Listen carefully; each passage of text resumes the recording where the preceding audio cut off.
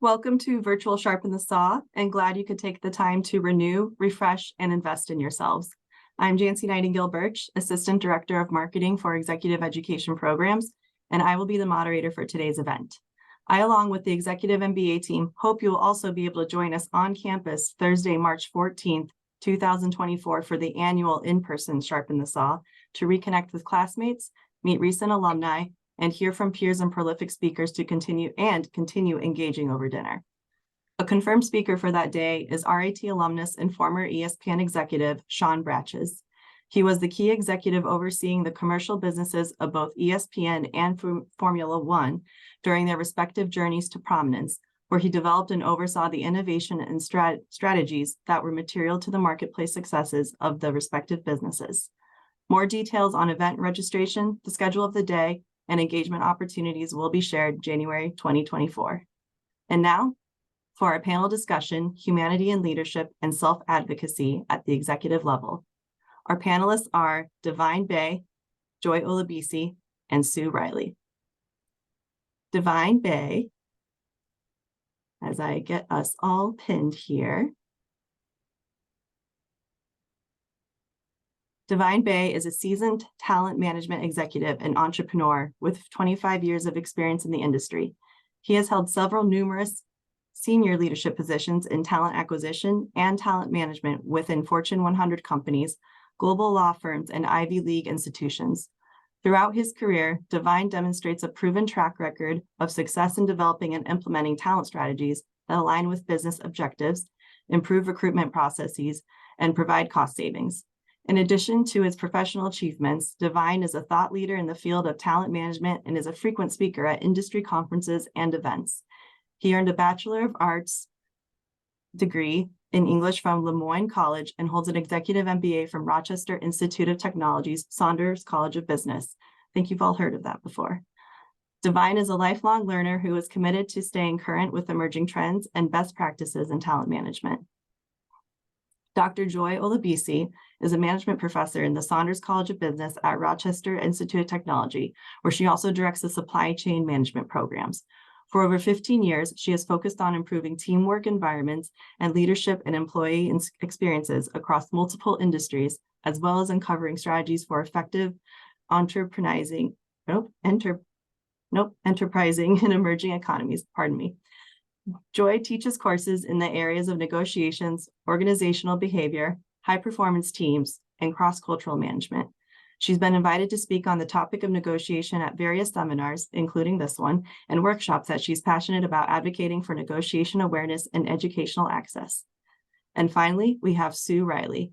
Sue graduated from RIT in 1981 with a BS degree in accounting and went on to pursue an MBA from Pace University in 1987. While working for Bristol Myers Squibb in various finance positions, she joined Tam Brands in 1987 as a finance manager and assumed positions of increasing responsibility, culminating in Chief Finance Officer, where she presided over the sales of the company to Procter & Gamble in 1997. She remained in the finance field working for public and private companies, including Treasurer of Colgate Palmolive, CFO of Abercrombie & Fitch, and The Children's Place. She also served on several boards, including Essendant, Deb Shops, Retail Trade Winds, and PJM Interconnection, where she also served as Interim Chief Executive Officer for about a year. She is currently semi-retired and serving on the board of Duluth Trading Company. For our panel discussion, we have some prepared questions, but please feel free to drop any additional questions in the Q&A, and we'll be happy to cover those during part of this discussion. We'll kick it off.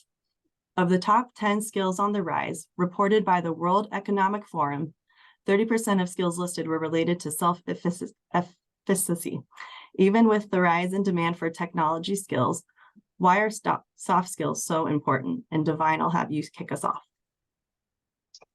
Thank you, Jancy, and thank you for allowing me to be a part of this discussion. My panelists, looking forward to it. So the question is, why are soft skills important? And, what I would say is that soft skills encompassing communication, leadership, and emotional intelligence are very crucial in today's dynamic, business landscape. They enable effective communication, collaboration, problem solving, and decision making. And as executives, right, it's really important that we have these skills. Our technical skills is what kind of gets us to the table, but it's our soft skills that actually helps us navigate through our careers. And by facilitating and building strong relationships with colleagues within these organizations, the colleagues, our stakeholders, these are essential skills that are necessary in a very competitive market that we're in today. So soft skills are very critical. Joy or Sue? Yeah, I'll add, I think just, it's funny, it's almost like Davine's in my class. I always tell students, and given that here we are at RIT, which is very tech oriented, so people tend to sort of orient and lean on the tech skills heavily. And of course, technology means that things are always changing. We're now in this sort of AI environment right now. And so there's that lean, right? But I tell students tech skills, the IQ gets you the job. The EQ is what gets you to be efficient within the organization and to move up. And even beyond EQ, emotional intelligence, I'll really want to emphasize empathy, which I think is subsumed within emotional intelligence. Most people already have that technical competency, especially at the senior level. And even at the senior level, not everyone has the technical competencies. So effectiveness then depends on one's ability to really engage, to communicate ideas, to get buy-in, because that's what's important at that level, to empower others, to motivate others, especially intrinsically. Why do people want to do what they want to do, right? And so, as has been mentioned, being able to build effective teams, being able to be adaptable, I think organizations sort of set things up in this sort of 4-quarter type of goal setting environment, right? That we meeting the bottom line. And sometimes there's so much focus on that people can tend to minimize the humanistic elements of understanding what it takes to achieve those goals. And so EQ allows people to sort of lean into that human elements a bit more and to sort of get more returns on your investments. Yeah, and I would just add to that. I mean, I certainly agree with everything that's been said. I mean, your technical skills kind of get you in the door. They're your resume, but how you interact with other people, it determines really how successful you are in any job or position. None of us work entirely alone, and you have to be able to persuade, to sell, to motivate. And I would also say that, your soft skills are what will propel you forward. The lack thereof can really hold you back. Frequently, if you hear of someone that missed out on that promotion or that higher level job, it's not because of their technical ability. It's because of how they're interacting in whatever company they're in. That can hold them back. So it's, again, critically important to develop those skills. I'll leave it at that. Thank you. Thank you all. It is definitely, soft skills are always enduring skills despite every other skill that's evolving or no longer in demand.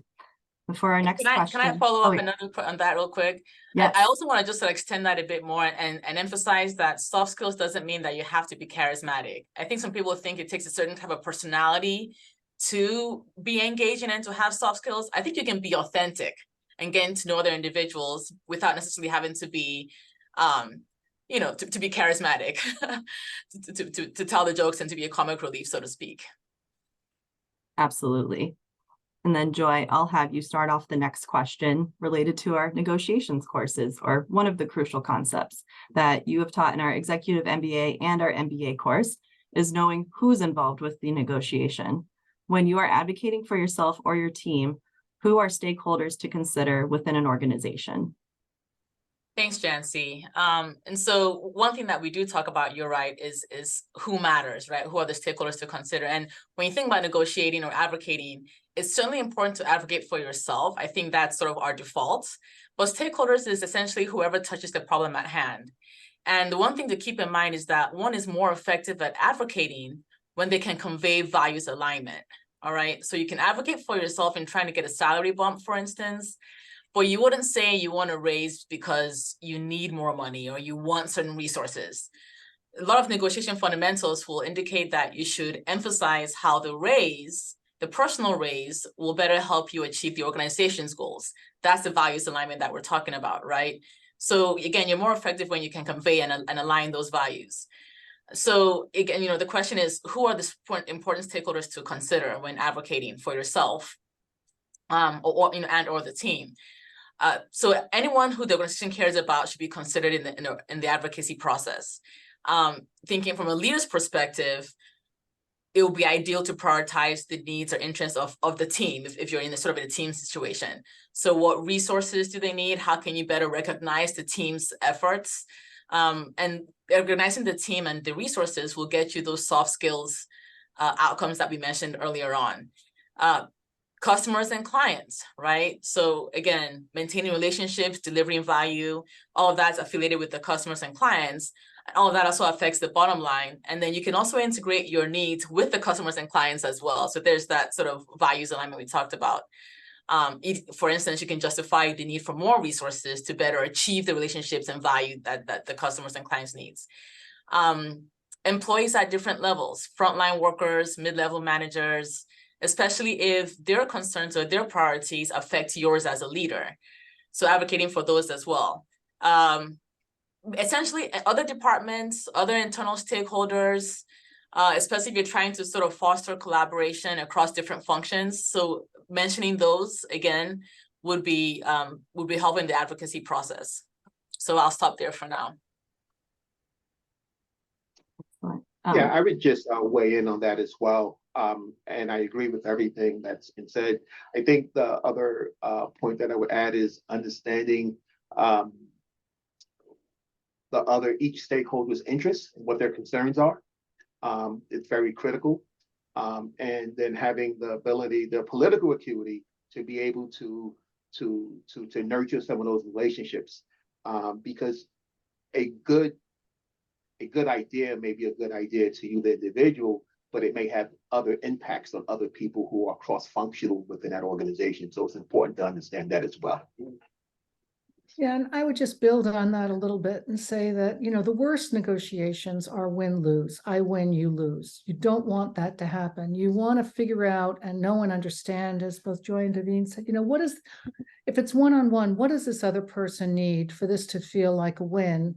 And how can I accomplish what I'm setting out to do and get what I want and give them the win that they need? And that could be a whole group of people. It could be your manager. It could be someone sitting across the table when you're trying to sell a company. But at the end of the day, you want to try to the extent you can, to create situations where you're getting that other group or other person to advocate for what it is that you want because it's in their best interest. You're almost giving them their selling points, if you will. Excellent. Thank you all. And for our next question, I'll give this to you, Sue. Whether navigating a layoff or opportunity to increase earning potential internally or externally, what advice do you have on assessing these offers to get what you want without losing an opportunity?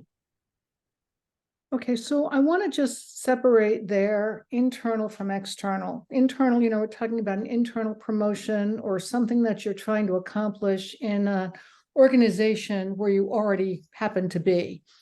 And I'd say, in a situation like trying to negotiate for promotion, say a higher level job comes up and you want it.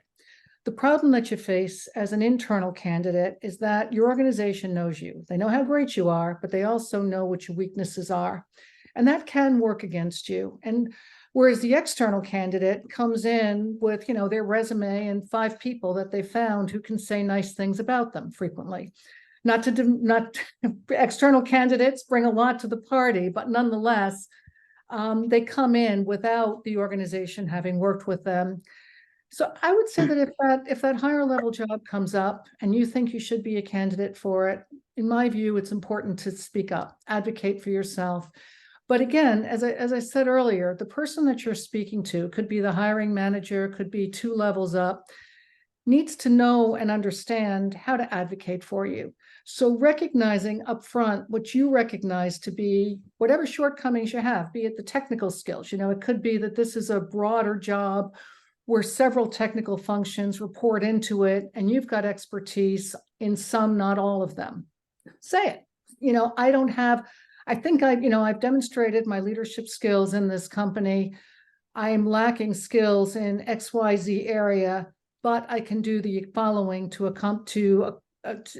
compensate for that. Be it, when I'm looking to replace myself, I would place a specific focus on those technical skills. Things that allow the hiring manager or the person to actually consider you everything, pluses and minuses, and understand what you plan to do to compensate for areas of expertise that you may or may not have. I'd say when it comes to either interviewing for a job, looking for a job, or evaluating a job offer that comes from a new company, you're interviewing, the goal of an interview when you're looking for a job is to get that job offer. And that's 100%. You want to get that offer. You want to have options. But through the interview process, I personally think it's critically important to recognize that it's a two-way street. A worst case scenario for everybody, hiring company and you as an individual, is to join a company where you might have the skills, but you don't feel right about being there. Something rubs you the wrong way. And I think it's really important when interviewing to, Davine talked earlier about those soft skills. Understand beyond the specific job that you're going to be doing. Do I like the people I'm going to be working with? The values of a company, I think, emanate from the top. They emanate from the CEO. What are these CEO's values? Even though you might not be working with that person directly, what are the public statements that this person has made? And are you comfortable in an organization that's trying to fit within those public statements? Because people do want, the CEO does set the tone at the top, and it really matters. So I think it's really important to recognize that it's a two-way street. You're interviewing them every bit as much as they're interviewing you.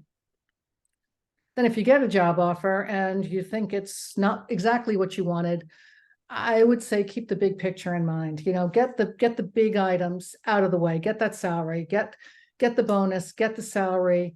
And then if you have smaller concerns, raise them. But I've seen, I've been on boards where CEOs will get hired and they'll present 30-page list of demands after they've received an offer. And you almost think, gee, did we really make the right decision with this person? If this is their level of focus, and you don't, even if you want to go work for that company, you don't want to, in my view, focus on the small stuff. You can have a side conversation on small things, focus on the big picture and things that are really important to you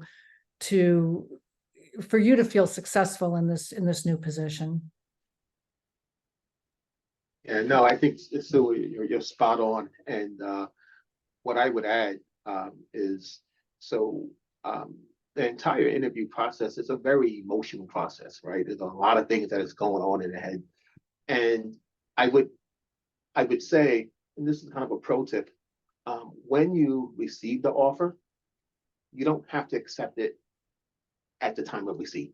It is perfectly fine to thank the person for the offer and the generosity of the offer, and to ask for a couple of days to think it over, right? Because you want to go back and you want to examine and think about what are the things that are important to you, things that align with you.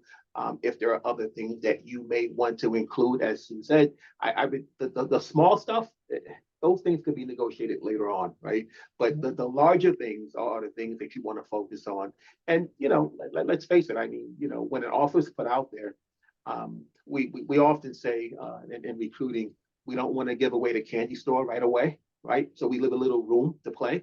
So always know that going into an offer, there's always some room there to negotiate with salary if the salary offer does not align with what you initially went in with as well.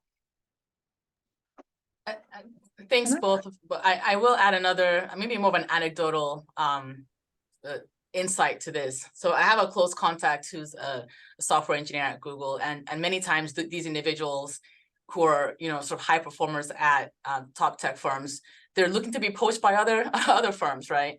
And so this contact, is happy, is content, but other companies are reaching out to him. And so another company reached out and said, some of his team members who he had strong connections with had moved to that particular organization. And so that they reached out to him and said, you want to come over here, we can sort of start you at an even more senior level. And so, he likes his job at Google, but was very open at Google and said, look, I'm interviewing. And so you sort of decide whether, to what extent. Most people think if you're looking for another job, you sort of do it, under closed doors and whatnot, then sort of bring it out and say, look, I have this other job. But he was very open. He said, I'm looking at other opportunities. And, Google said, go ahead. And so he did and went through that process confidently and actually got an offer from this other competitor, and then took it back to his supervisor and said, look, I've been given another opportunity. And they said, okay, well, let's get back to you. Let me talk with, VP. And they came back and they didn't match it in soft money. We'll call it, they matched it in sort of like the golden handcuffs, stay for 5 more years, then we can give you XYZ. And that was appealing enough for him to stay. And so I guess the story I'm saying there is definitely continue to explore, but one can do so in a situation where you can be open with your current employer if the environment and the context affords you to do so. Yeah, I think that I agree with that wholeheartedly. And I'd say also, Davine talked about the external offer and, how you want to negotiate that. You could negotiate internal offers too. It's a little harder because you're already in that company and you want to be careful about, with respect, you don't want to be careful about saying, I'm interviewing outside, only because you don't want them to feel like you're not 100% dedicated to your job in the company. So that's something to just proceed with very carefully. But it's okay to say, look, I recognize that you've promoted me to this big position. I know I'm on the low end of the salary band. I would expect over the course of the next couple of years, if I perform the way I know I can, that you'll consider elevating the salary, to the point where I get to the midpoint, maybe on a more accelerated basis than someone coming in from outside. Typically, the outside candidate comes in at the midpoint and the internal promotion comes in at the very low end. So there are ways to plant that seed and say, I know I'm worth more than this, and get, you've got a little less wiggle room on an internal promotion than you have externally, but you still have that room. These are all great insights, and we actually do have a question from one of our attendees that relates to this topic. It says, I appreciate the advice on not accepting an offer right away. What are your thoughts or an internal offer where, due to the nature of your current role and experience, some of the issues are how the organization assesses the offers for internal candidates. For example, HR has to approve the offers. They tend to refer to the internal candidate's current pay and shortchange internal candidates by recommending a percentage increase instead of a fair salary, but that would never be the case for an external candidate. And I'm sure that there is my colleagues will weigh in on this as well.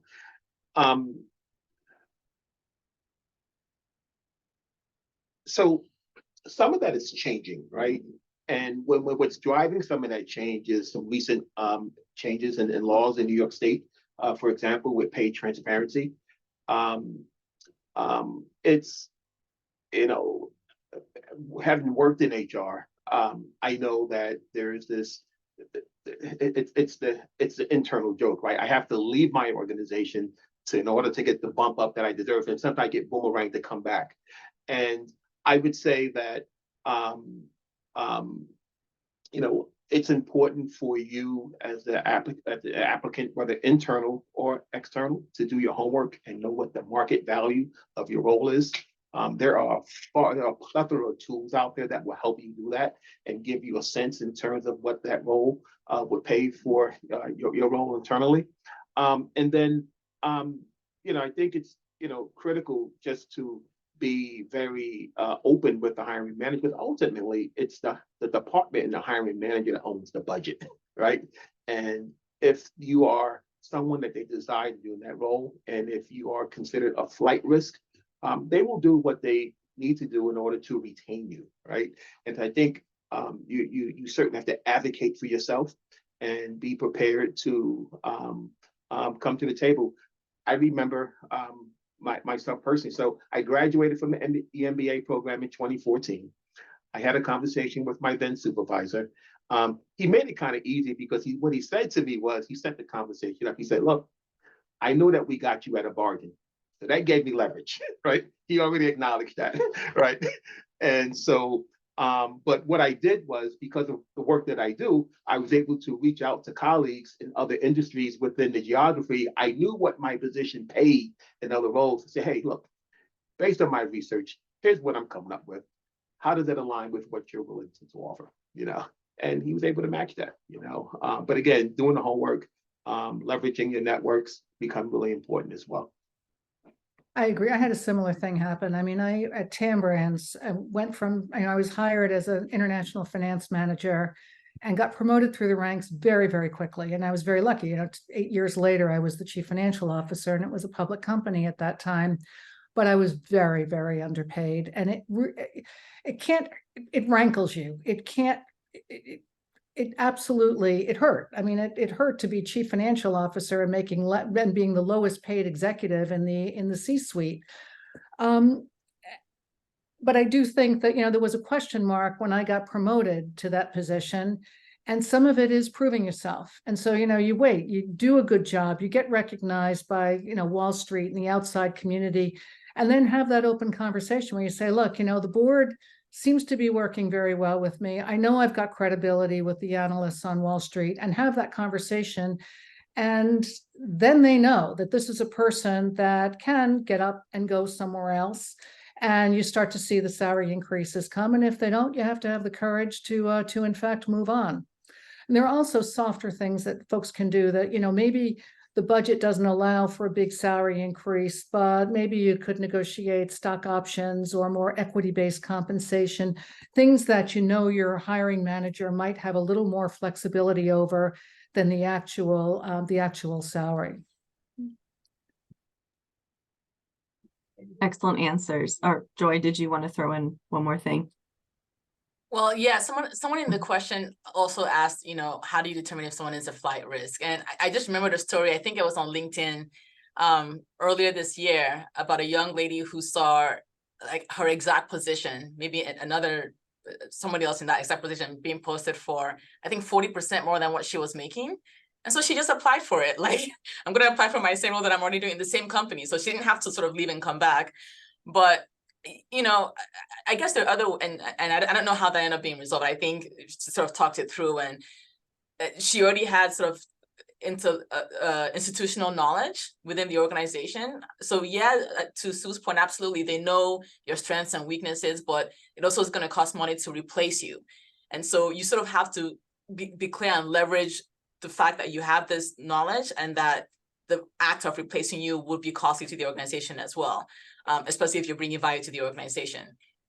But no, I mean, in terms of being a flight risk, I think the anecdote I mentioned earlier on, if that's the setting, if you're able to be open about, I'm exploring other options, then they obviously would know that you're a flight risk. But I'll be curious as to what my other colleagues have to that. How do you convey that you are a flight risk? I have said in my career, this job is worth more. And I've been asked point blank, well, are you looking for other jobs? And I was not going to answer that because I didn't want to be backed into a corner. So again, each individual has to do what's comfortable for them and read the situation. But I said, I'm sorry, I'm not going to respond to that. You know that this job is worth more, and I know that this job is worth more. And that's the extent of this conversation right now. And you can leave them guessing too.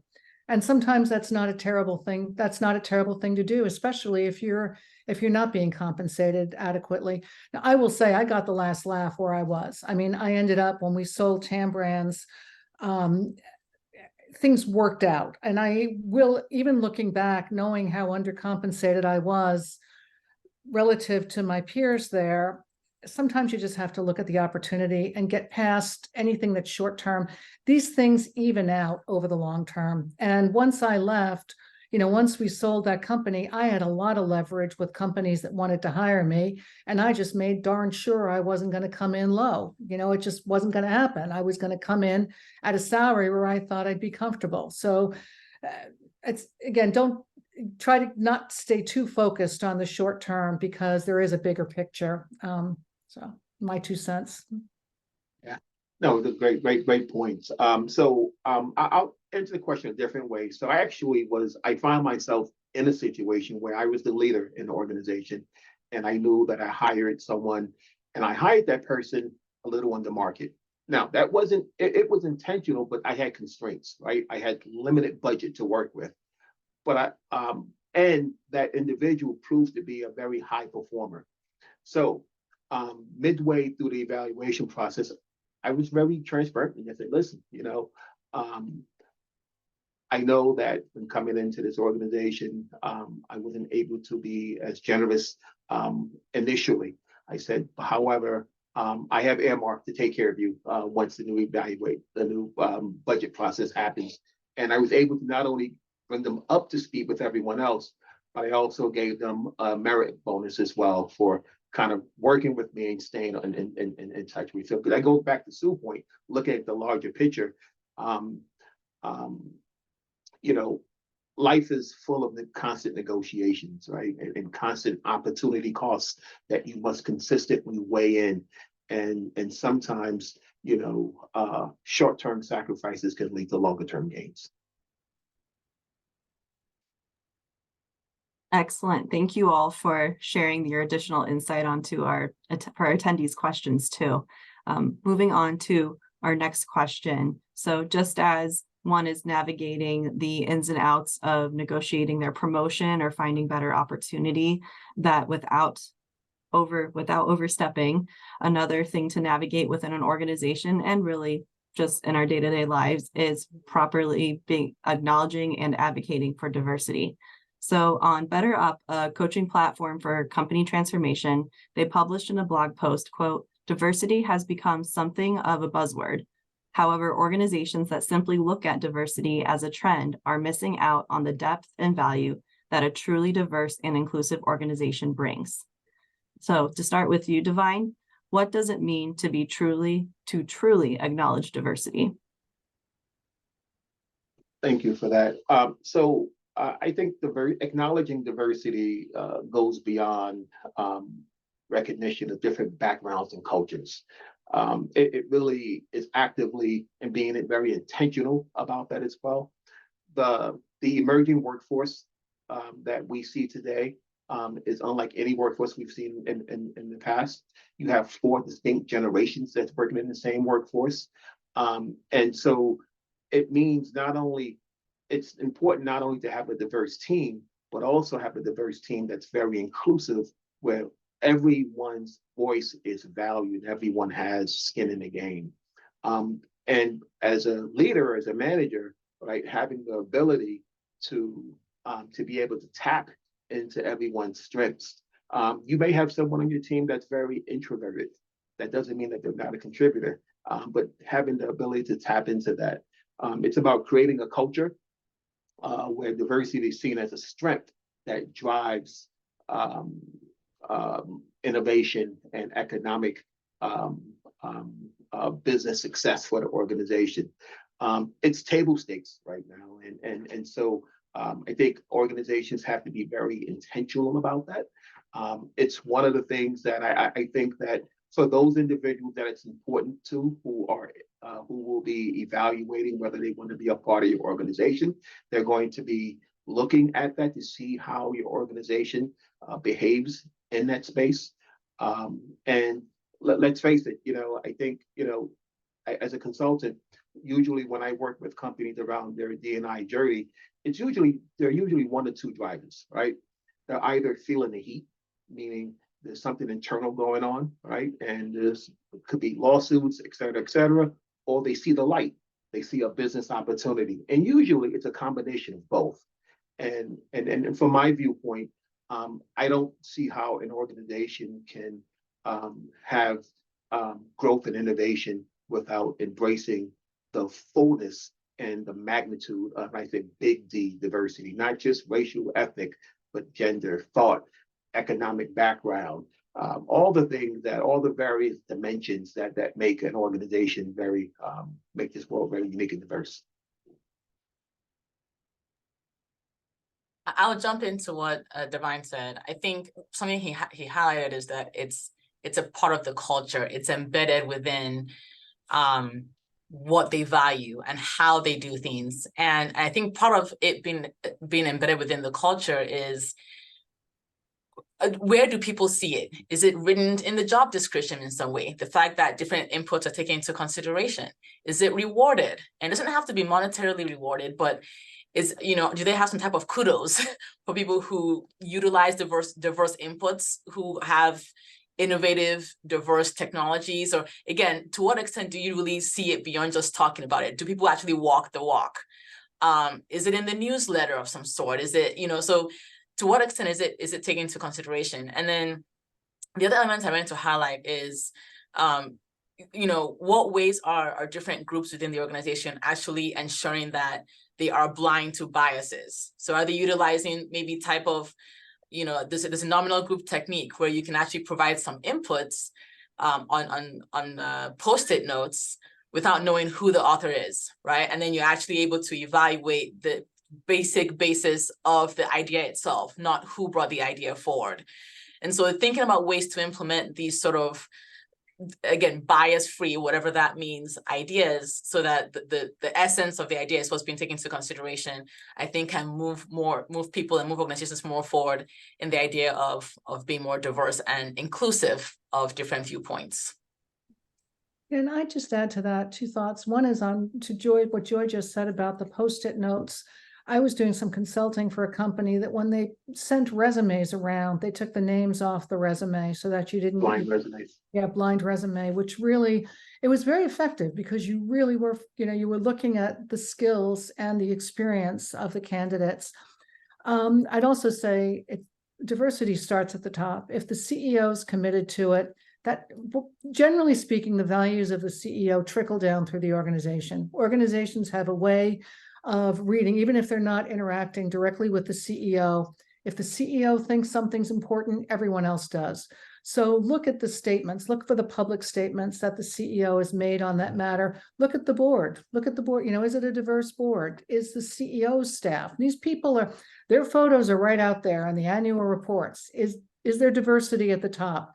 If there's diversity at the top, generally you'll see it throughout the organization. If there isn't, watch out, ask a few more questions, because it might be a place that maybe isn't as committed as what you might think. So. I have a colleague that says we've moved too far for boards and representatives not to be diverse. So for someone to say we can't find anyone, that's inaccurate. We've moved too far beyond that.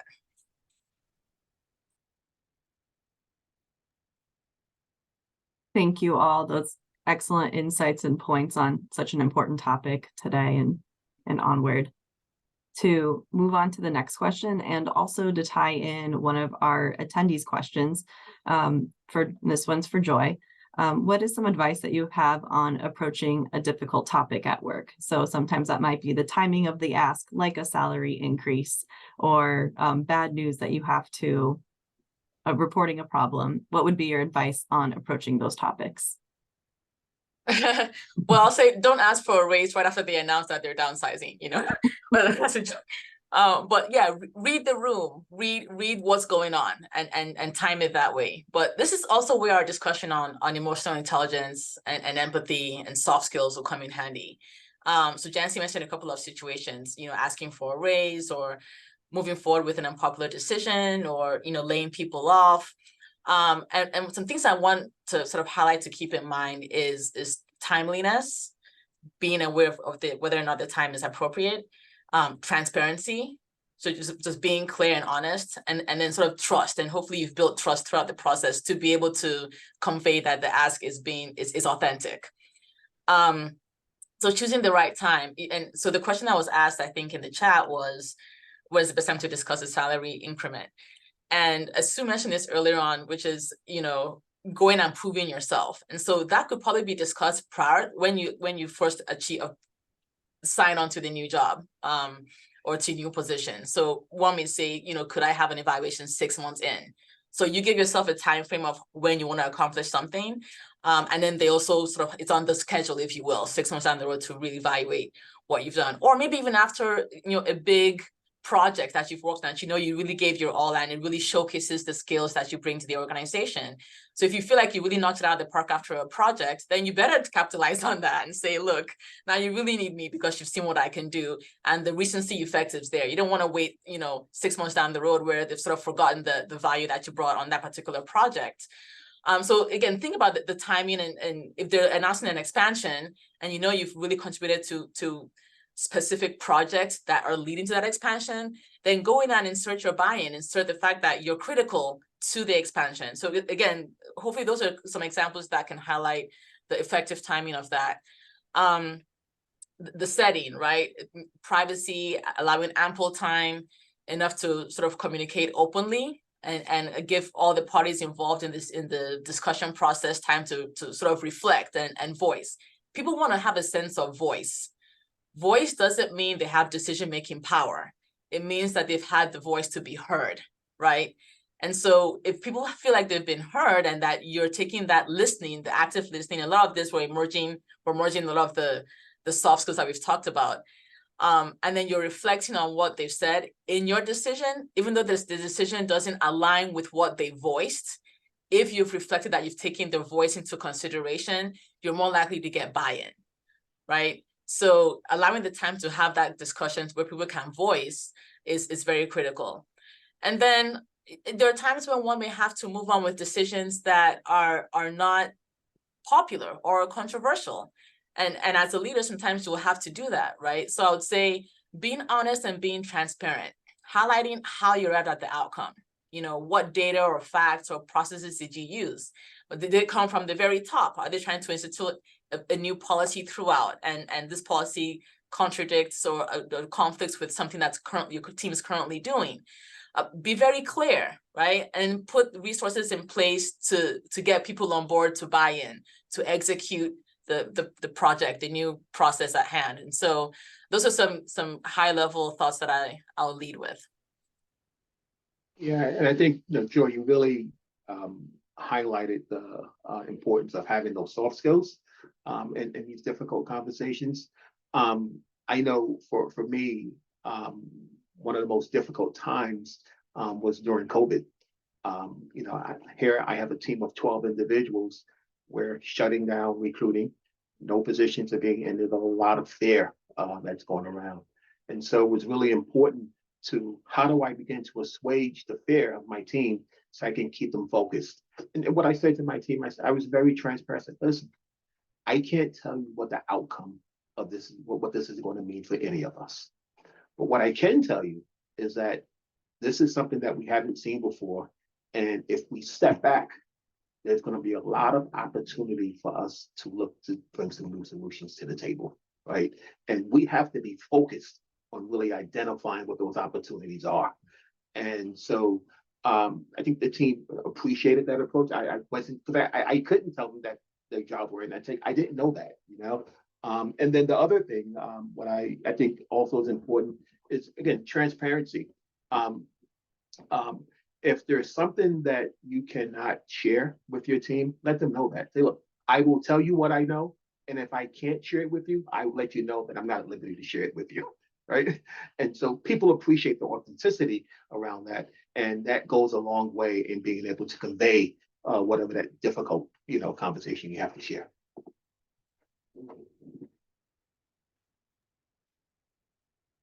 Sue, did you have anything you'd like to add to the question? I didn't. I think my colleagues on the panel nailed it. Excellent. And then I will give you our final question then.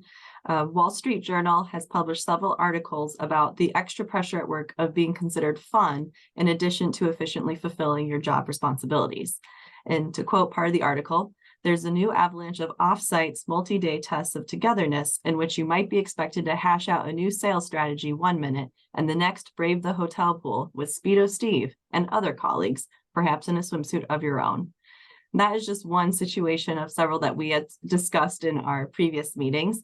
What are some advice that you have on navigating workplace social cues, such as this one described, and others that require you to establish appropriate boundaries? Yeah, this is actually a tough one, and I'll speak from personal experience. Having been a woman in business for longer than I care to say, actually. You know, on the one hand, these are not your friends. These are your colleagues. This is a work environment. And you don't want to create such boundaries around yourself in a work environment that people don't want to be with you, or that you don't get invited to happy hour after work, or you're honed up in your hotel room at that offsite meeting. You have to be out. You have to be about. I don't think you necessarily have to put on a bathing suit and do business at the pool.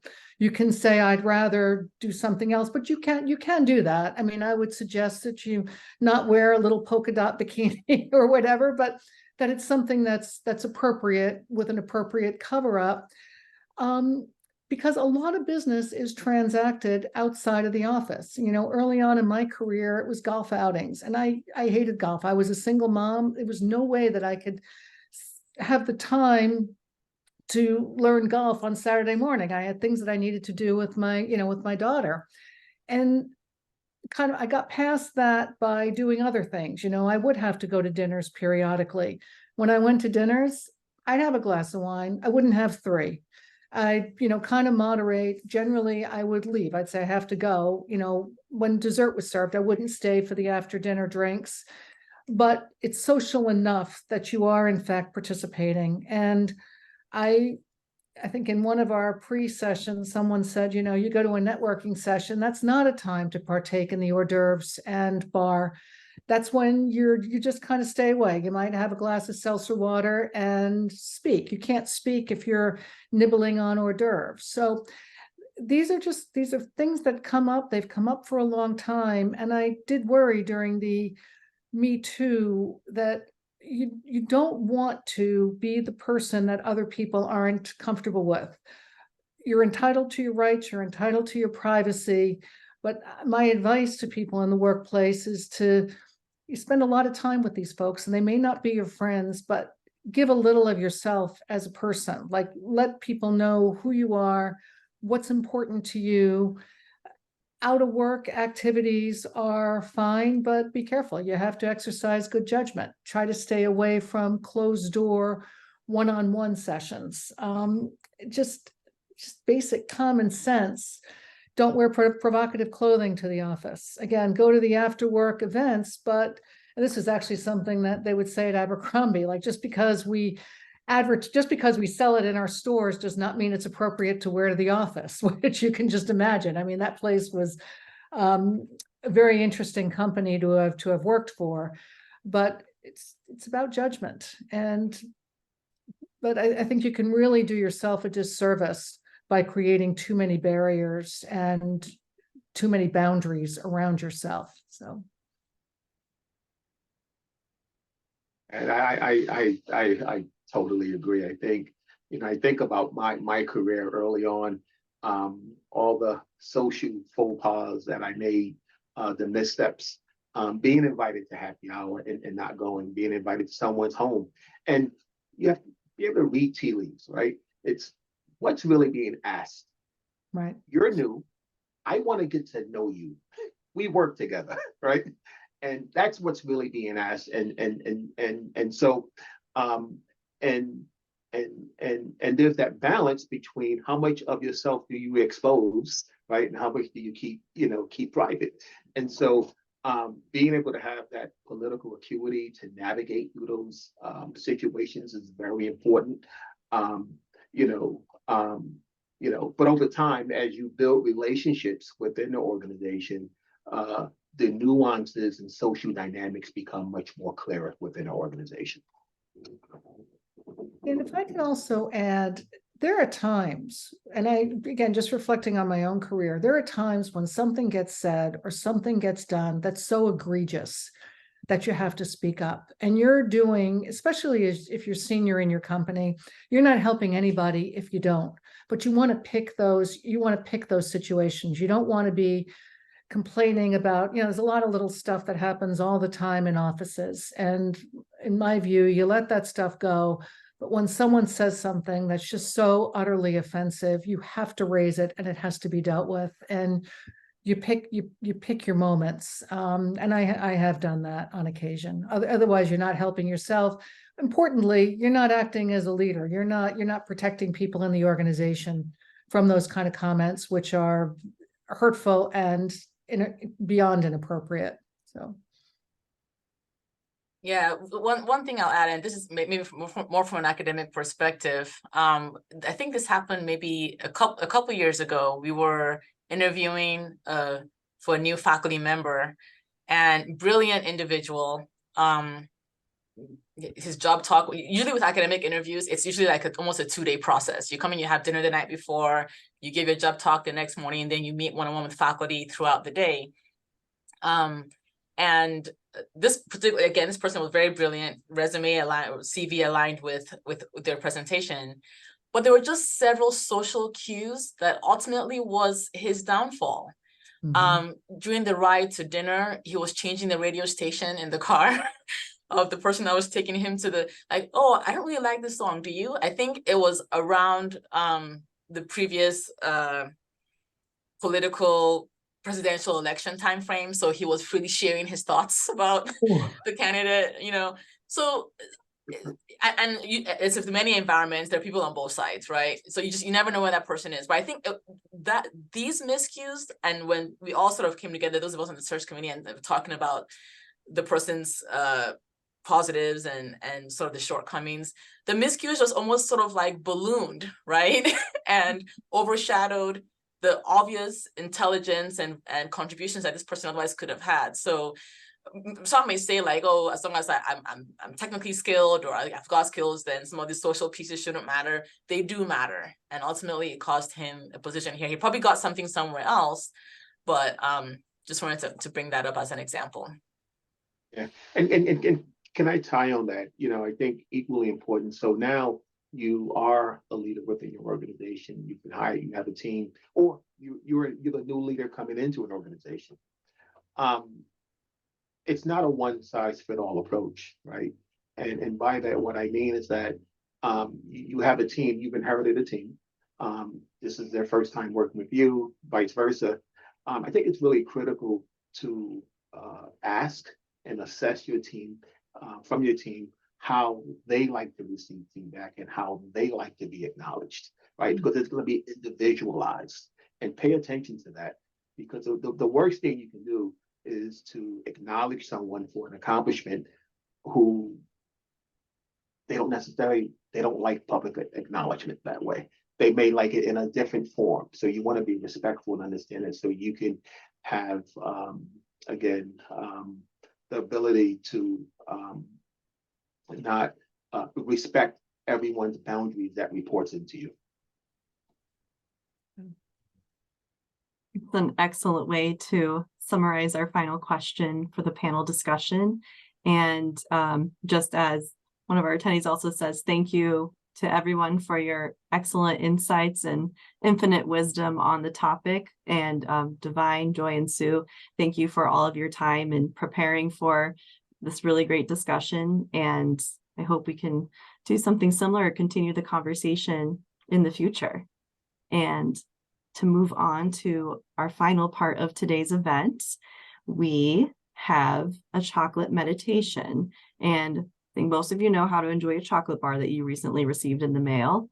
And you also know how to eat that said chocolate, and you may or may not have experience with meditation. But today we are going to combine both with MYRetreat founder, Melissa Mueller-Douglass. Melissa is a mindfulness expert, licensed master social worker, volleyball player, world traveler, and a person you can't catch imposter syndrome from because she doesn't have it. I can attest to that. She's learned that keeping busy isn't enough. We need to practice mindfulness to achieve success. And as CEO of MYRetreat, she works as a catalyst to create that environment for genuine team building through chocolate and not trust falls.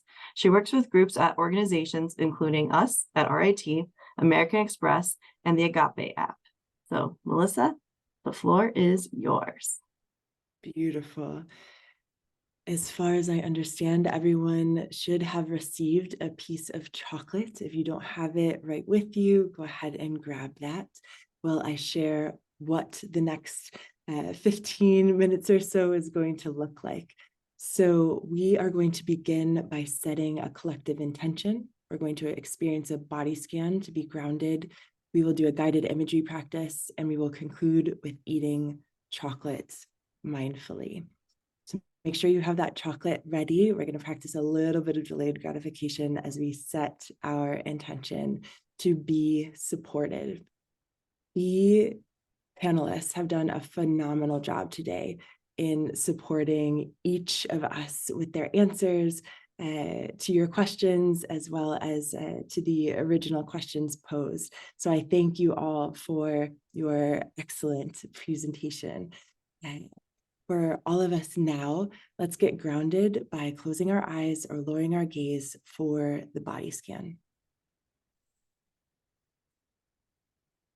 Beginning at the top of your head, roll your attention down your forehead, cheeks, nose, lips, and chin, recognizing whether your head is experiencing ease. Continue down your neck to your shoulders, allowing them to fall to a comfortable resting place.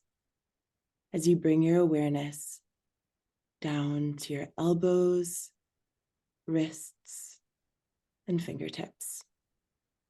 Our hands hold the most bones in any one part of our bodies.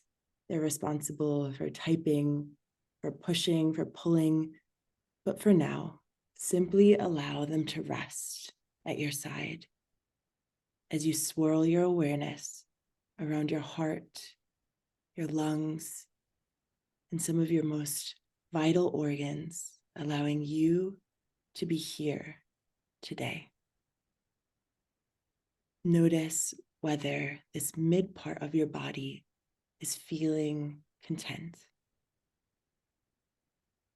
Continue down to your hips, to your knees, to your ankles, and all the way down to the tips of your toes. Noticing how this lower half of your body supports you in sitting, some in standing, and yet others walking, running, dancing. But for now, notice whether your legs are feeling flexible. As you scan from the tips of your toes all the way up to the top of your head, notice which body part is feeling most supported. Which part of your body is feeling supported today? Next, I invite you to imagine a chair that's in a place that you feel most relaxed. That could be by the mountains, by the beach, at a bookstore, wherever you feel most like you. And into that chair, envision your most supportive self. The part of you that speaks up for yourself and the things that are important. The part of you that receives support from those around you, your colleagues, your friends, your family. As you envision your most supportive self, ask this part of you, what does it feel like to have this role in my life? What does it feel like to receive support and to be your own strongest self-advocate?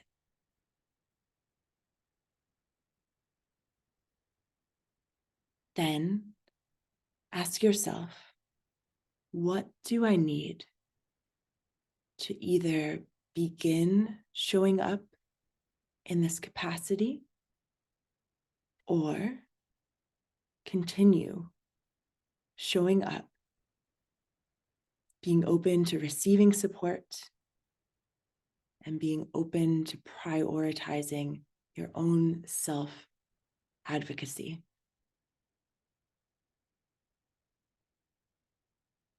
As you listen to your response, begin to curate a gift, whether tangible or intangible, wrapped or unwrapped, gifting it to yourself as a thank you for all the times that you've shown up in this capacity to support your longest term commitment, you. And give yourself grace for all the times in the future where you may believe this part of you should show up, but another part of what makes you who you are shows up instead. When you're ready, slowly open your eyes, stretching any part of you that may need to be stretched.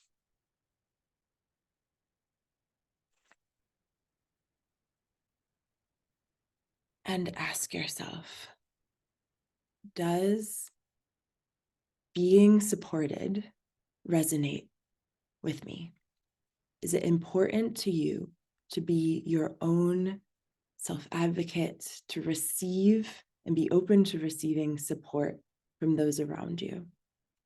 If yes, I encourage you to write down this intention, whether in a notes app, on a Post-it note, wherever you like, because as you likely already know, there's power in writing something down so that you see it as a reminder, so you're more likely to remember your intention. Next, reflect back on the body scan. When you were scanning from the tips of your toes all the way up to the top of your head, which part of your body is feeling most supported?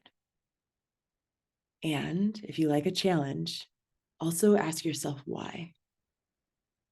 For me, usually it's my feet that are feeling most supported because I get really good, comfortable shoes.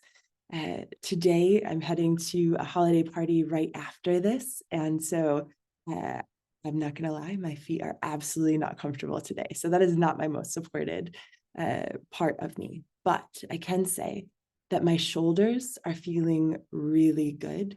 I've been stretching them out a lot lately. So for me, it's my shoulders. Well, what is it for you that's feeling really supported today, and why? Because when you recognize what's going on right with your body, you're then more able to notice what you need to continue doing or do more of to get the most benefit and support your body in the best way possible. Now, consider that guided imagery practice. Where is it that you envisioned going, where you feel most relaxed? Was it a place that you've been many times on vacation? Was it your office? Where was it that you feel most relaxed? If it's a place that you've seen in a magazine or on social media, or a place that you have your own picture of, consider printing out an image to keep in your drawer or frame it and put it on your desk.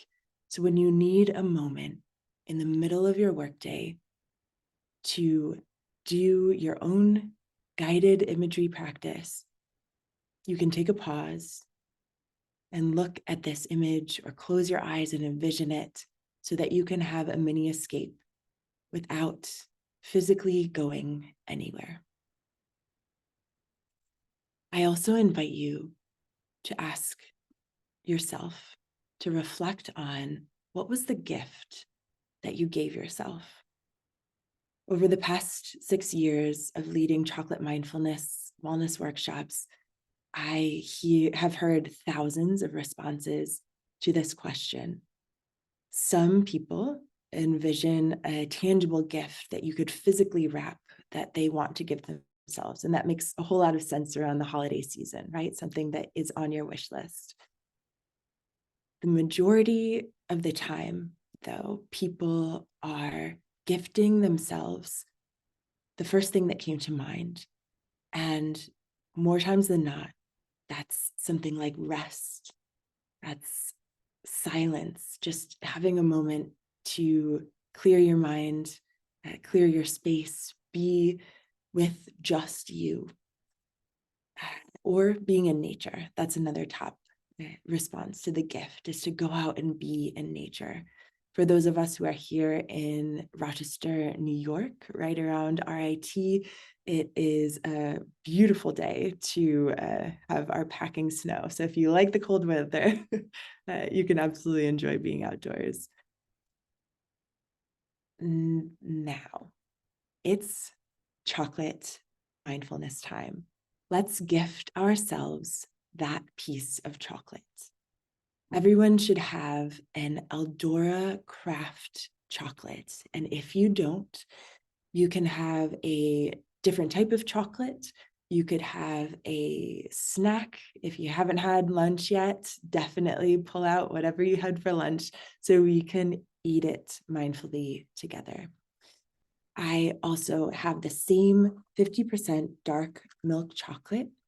This is a bar all the way from Albuquerque, New Mexico. I discovered these on a personal retreat last year and have been having them shipped here to Rochester ever since, because it's one of my favorites. So I hope you enjoy. Join me in taking your chocolate, placing it in the palm of your hand, noticing its weight. Listen to the sounds as you unwrap the wrapper.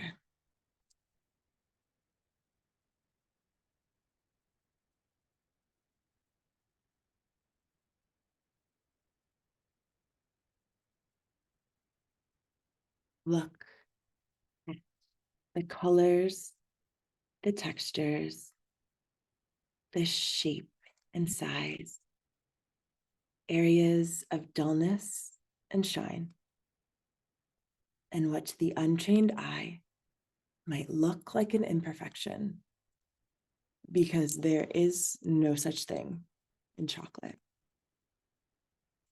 Join me in bringing that chocolate up to your lips, noticing any changes that may be happening in your mouth as you take 3 breaths.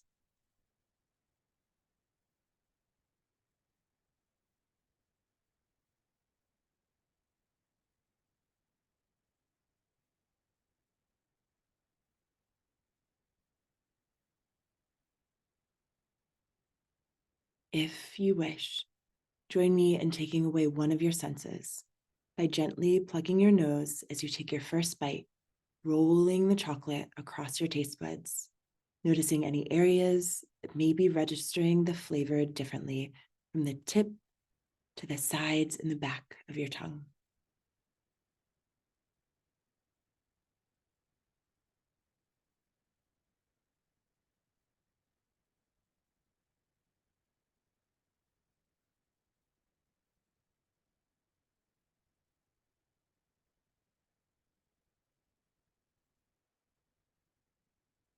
And continue with the remainder of your chocolate with as much or as little as you like.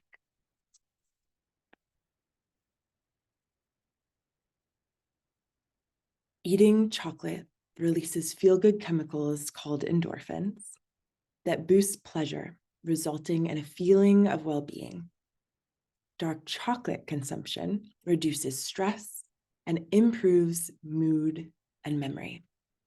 So as Jancy shared, I believe if you know and enjoy, if you know how to enjoy eating a piece of chocolate, you already know how to meditate. you know how to use all of your senses to be in the present moment. So I'd love to hear from anyone who wants to share in the Q&A.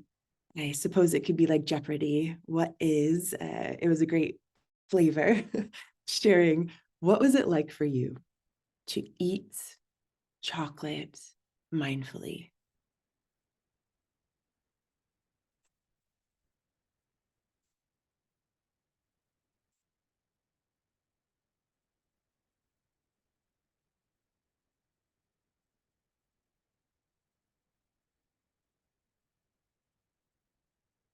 And as those responses come in, I invite you to consider if you enjoyed that experience, could that extend out to other times of the day, maybe at the end of the day as a bookend, to give your body a reminder that work has ended and now family time or time with friends or in solitude is beginning, so you can separate those parts of your days to help decrease stress and increase mindfulness.